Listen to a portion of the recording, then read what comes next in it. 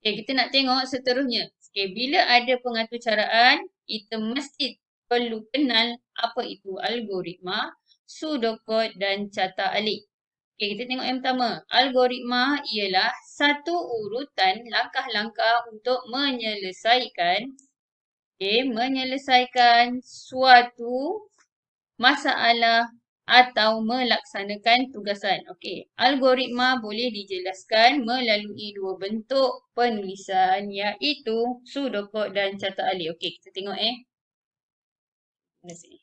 Okey, algoritma. Yang ini adalah algoritma. Okey, urutan.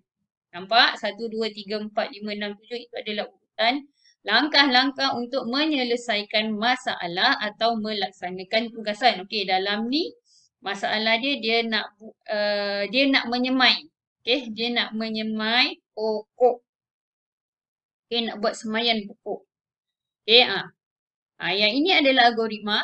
Okey, urutan langkah-langkah. Okey, seterusnya algoritma ni dia boleh dijelaskan dalam dua bentuk penulisan. Okey, ini algoritma. Okey, kita pergi dulu. Dalam dua bentuk penulisan iaitu pseudocode. Okey, pseudocode dan carta alih. Okey, pseudocode. Okey, kita nak tengok pseudocode ni macam mana rupa dia. Pseudocode ni dia akan bermula dengan perkataan mula. Okey ni. Dan berakhir dengan perkataan tamat. Okey, nak kenal kalau ada mula, ada tamat, itu adalah pseudocode yang ditulis dalam bentuk ayat yang ringkas. Okey, dan dimulakan dengan kata kerja. Contoh macam ni. Okey, kata kerja siram, lubangkan, keluarkan, masukkan, padatkan, siram, letakkan. Okey, pseudocode dia mesti bermula dengan kata kerja. Okey, dan cara penulisan dia, okey, kata kerja ni, okey, perkataan yang mula dia dan tamat serta kata kerja bagi setiap arahan mesti ditulis dalam huruf besar. Okey, kita tengok tadi. Okey, kita tengok algoritma. Okey, nombor 1, siram semaian. 2, buat lubang di tengah-tengah bekas penanaman. 3, keluarkan anak benih bersama-sama dengan gumpalan medium di sekeliling akarnya. 4, masukkan anak benih ke dalam lubang pada bekas tanaman. 5, padatkan medium di sekeliling anak benih.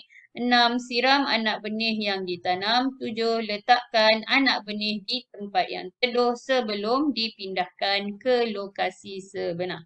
Okey, algoritma ni urutan langkah-langkah penyelesaian masalah atau melaksanakan tugas ni dia punya ayat dia lebih panjang lah. Okey, lebih panjang. Okey, bila kita jelaskan dia dalam bentuk penulisan pseudocode dan carta alih dia lebih mudah. Okey, berbanding bila kita baca dalam bentuk algoritma. Okey, yang ini tadi cikgu dah cakapkan. Okey, bila kita pindah dalam bentuk pseudocode, arahan tadi lebih mudah dibaca dan lebih mudah difahami. Okey, dia lebih ringkas. Okey, cikgu dah sebut tadi, bila pseudocode dia ada mula dan tamat. Dan setiap arahan dimulakan dengan kata kerja yang ditulis dengan huruf besar ke semua perkataan. Okey, dan bila kita baca, okey, arahan ni bila kita baca lebih mudah kita faham dan lebih mudah kita nak menyelesaikan masalah. Okey, masalah yang kita nak selesaikan lah. Okey, kita pergi tengok pula kepada carta alih. Okay, carta alih juga bermula dari mula dan berakhir juga dengan tamat. Okey. Dan carta alih pula, arahan dia lebih ringkas juga. Sama dengan pseudocode, cuma diterjemahkan dalam bentuk-bentuk geometri. Simbol-simbol geometri ni. Okey, kita tengok pada pseudocode dalam bentuk ayat yang ringkas. Okey, dalam carta alih, okey, arahan ringkas tadi diwakili mengikut simbol-simbol. Okey, simbol-simbol tersebut sebenarnya ada maksud dia. Okey, nanti kita tengok. Okey, kita tengok contoh sama tadi. Okey, siram semaian. Okey, anak panah ni mewakili langkah seterusnya. Okey. Dan segi empat ni, okey, kotak segi empat tepat ni bermaksud simbol tu adalah bermaksud proses. Okey, siram semaian. Seterusnya, lubangkan medium di tengah-tengah bekas tanaman. Seterusnya, keluarkan anak benih dari bekas semaian. Seterusnya, masukkan anak benih pada bekas tanaman. Seterusnya, padatkan medium di sekeliling anak benih. Seterusnya, siram anak benih yang ditanam. Dan seterusnya, letakkan anak benih di tempat yang teduh. Okey, seterusnya, tamat. Okey, yang ini, beza dia hanyalah, okey, ayat yang sama. Okey, cuma beza dia adalah cara penulisan. Okey, yang ini ditulis dalam bentuk ayat ringkas. Kata kerjanya ditulis dengan huruf besar. Okey, bila carta alih, okey, diletakkan, okey, ditulis dalam bentuk-bentuk simbol geometri. Okey, dan setiap simbol geometri ni ada maksud. Okey, kita nak tengok apa maksud simbol geometri tersebut. Okey, kita tengok apa maksud pada simbol-simbol yang digunakan dalam carta alih. Okey, yang pertama ni simbol. Okey, simbol lonjong ni. Okey, simbol bujur ni. Okey, ini bermaksud terminal. Terminal ni macam satu stesen mula lah. Stesen mula di mana kita mula, di mana kita tamatkan. Ataupun di mana kita mula, di mana kita berhenti. Macam kita naik bas. Kalau kita nak ambil satu-satu bas yang ke mana-mana tempat, yang jauh atau dekat, okay, yang bukan dalam kawasan biasa laluan kita, kita akan pergi terminal. Okey, kita pergi terminal untuk dapatkan bas. Macam itulah maksud dia, kita bermula. Okey, bila kita nak sampai pada nak masuk dalam kawasan satu-satu daerah atau negeri, yang kita tak berhenti di tengah-tengah tu, kita akan turun juga di terminal. Maksudnya kita menghabiskan, menamatkan perjalanan kita dan berhenti di terminal juga. Okey, tu lebih kurang lah, okey. Kegunaan terminal menunjukkan permulaan atau penamatan suatu carta alih. Okey, mula dan tamat mesti menggunakan simbol. Okey, ni, bujur ni. Bermaksud terminal. Okey, seterusnya simbol segi empat. Dia sengit sikit. Okey, segi empat selari lebih kurang ni.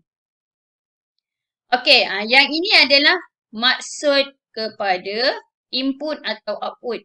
Maksudnya kalau arahan tu dah ditulis dalam simbol segi empat selari ni, itu bermaksud dia adalah input atau output. Input tu maksudnya apa yang kita dalam proses tu apa yang perlu kita masukkan, data ke ataupun apa-apa yang perlu kita masukkan dan hasil akhir dia. Okey, kita tengok kegunaan dia menunjukkan aktiviti memasukkan data, menyimpan data dan mengeluarkan keputusan. Okey. Seterusnya simbol segi empat tepat. Okey, ini bermaksud proses. Proses maksudnya bila ada arahan yang ditulis di dalam segi empat tepat ini adalah proses. Okey, menunjukkan aktiviti pemprosesan yang dilaksanakan. Okey, seterusnya yang ini simbol seperti diamond ni, okey. Dia bermaksud pilihan. Okey, pilihan ni kita tengok kegunaan dia menunjukkan pilihan ya atau tidak yang perlu dibuat. Okey, sebagai contoh kita bancuh air TO. Okey, bancuh air TO kita guna gula. Okey, bila sampai langkah kita memasukkan gula dan kacau, okey, kita akan rasa. Okey, kita akan rasa air tu. Kalau dah cukup rasa, okey, tidak perlulah kita buat penambahan. Sekiranya, okey, air tadi, TO tadi tak cukup lagi rasa dia, mungkin tawar lagi, kita boleh buat penambahan. Okey, kita akan pilih ya untuk tambah lagi gula. Okey, itu contoh untuk arahan pilihan. Okey, seterusnya. Ni, anak panah tu mewakili garis alih. Okey, nama dia adalah garis alih. Okey, dia menghubungkan simbol-simbol dalam carta alih bagi menunjukkan aliran penyelesaian masalah atau aktiviti. Okey, yang ini aliran penyelesaian masalah. Seterusnya. Okey. Okey, akhir sekali simbol bulat. Okey, simbol bulat ni dia adalah penyambung. Okey. Kegunaan penyambung menunjukkan carta alih yang disambung di bahagian lain. Maksudnya kalau ada satu carta alih yang panjang, okay, kita tak muat. Dah sampai bawah tak muat lagi nak buat seterusnya, proses seterusnya tu. Jadi, kita berhenti di arahan terakhir. Okay, selepas kita buat anak panah ni, garis alih, kita akan letak. Okay, garis alih tu bersambung dengan bulatan ni tadi. Garis alih bersambung dengan bulatan. Dan pada muka surat sebelahnya kita akan lukis balik bulatan ini. Lukis balik bulatan ni dan kita sambung garis alih dan kita akan teruskan dengan arahan seterusnya. Kita bagi satu contoh. Contoh masalah. Ini ada satu contoh masalah. Syaimah ingin membawa seekor kucing, seekor burung dan sebakul jagung ke rumahnya dengan menggunakan basikal. Syaimah hanya boleh membawa seekor haiwan atau satu benda pada satu-satu masa. Kucing dan burung tidak boleh ditinggalkan bersama-sama kerana kucing akan memakan burung. Burung dan jagung juga tidak boleh ditinggalkan bersama-sama kerana burung akan memakan jagung. Bagaimanakah Syaimah membawa kucing, burung dan jagung pulang ke rumahnya? Yang ini ada satu masalah. Syaimah ni dia nak bawa balik 3 benda. Dia naik basikal dan dia nak bawa balik 3 benda iaitu burung, kucing dan jagung. Tapi dia tak boleh bawa sekali 3-3 dalam satu masa. Jadi dia kena bawa satu-satu. Sebab dia hanya mampu bawa satu-satu dan walaupun dia boleh bawa satu-satu tapi ada masalah lagi. Kalau dia bawa satu benda yang dia bawa, yang ditinggalkan lagi 2 tu tak boleh ditinggalkan bersama-sama. Contoh kalau ditinggalkan burung dengan jagung. Tak boleh, burung ni akan makan jagung. Kalau ditinggalkan burung dengan kucing, tidak boleh. Kalau dia bawa jagung, ditinggalkan burung dengan kucing. Tak boleh juga. Takut kucing ni akan makan burung. Jadi, bagaimana Syaimah ni nak selesaikan masalah dia? Nak bawa pulang 3-3 benda ni. Kita tengok. Awak boleh fikirkan. Kita tengok. Bagaimana? Yang ini adalah algoritma. Tadi dalam situasi tadi dia bagi masalah. Nak nampakkan masalah tadi lebih jelas. Kita tulis dia dalam bentuk algoritma. Yang pertama. Dia buat arahan, maksudnya dia nak selesaikan. Dia bawa burung ke rumah. Dia tinggalkan kucing dan jagung. Selamat tak kucing dan jagung? Selamat. Sebab kucing tak makan jagung. Jadi dia tinggalkan burung di rumah. Jadi dia kayuh balik semula. Dia ambil kucing. Dia ambil kucing dan dia nak bawa balik ke rumah. Bila dia bawa balik ke rumah, tadi ada burung. Boleh tak dia nak tinggalkan kucing tadi dengan burung? Sebab kucing akan makan burung. Kemungkinan akan makan burung. Jadi bila dia dah sampai rumah, dia bawa kucing ke rumah, jadi dia tinggalkan kucing. Ditinggalkan kucing, tapi burung tadi dia bawa naik basikal pergi ambil dia nak pergi ambil dia punya jagung. Seterusnya, bila sampai di tempat yang ditinggalkan jagung tadi, sebab dia tak boleh bawa dua barang dalam satu masa. Jadi dia dah sampai yang ada jagung. Dia bawa pula burung. Kalau burung tu bersama jagung, dia memang tak boleh bawa sebab dalam satu masa dia bawa satu benda je. Jadi, kalau dia bawa balik burung, dia tinggalkan ada kucing. Tak selamat burung tadi, jadi dia tinggalkan burung. Dan dia angkat jagung tu, dia bawa balik ke rumah. Dia sampai di rumah, dia tinggalkan jagung yang dia bawa tadi. Kucing dengan jagung selamat. Jadi dia patah balik semula ke tempat barang-barang tadi dan akhir sekali dia ambil burung dan bawa pulang ke rumah. Jadi dia selesailah. Dia dapat selesaikan masalah tu tapi kerja yang lebih lah. Dia terpaksa buat kerja yang lebih. Okey. Kita tengok bagaimana pula dia tulis dalam bentuk pseudocode. Okey, mula. Macam biasa pseudocode dia mesti ada mula. Okey, dia ada arahan mesti bermula dengan kata kerja. Okey. Arahan dia bawa burung ke rumah. Okey. Selepas tu tinggalkan burung. Balik semula. Okey. Bawa kucing ke rumah. Okey. Tinggalkan kucing. Bawa kembali burung. Tinggalkan burung. Bawa jagung ke rumah. Tinggalkan jagung. Balik semula. Bawa burung ke rumah. Dan tamat. Yang ini dalam bentuk pseudocode. Lebih mudah. Lebih pendek daripada ayat algoritma tadi. Kita tengok pula cara penyelesaian dia. Dia terjemahkan dalam bentuk catak alif. Mula. Langkah seterusnya. Dia bawa burung ke seberang. Dia bawa burung ke rumah lah. Dia tinggalkan burung. Dia balik semula. Dia ambil kucing. Dia bawa kucing ke rumah. Seterusnya dia tinggalkan kucing di rumah. Tapi tak selamat. Jadi dia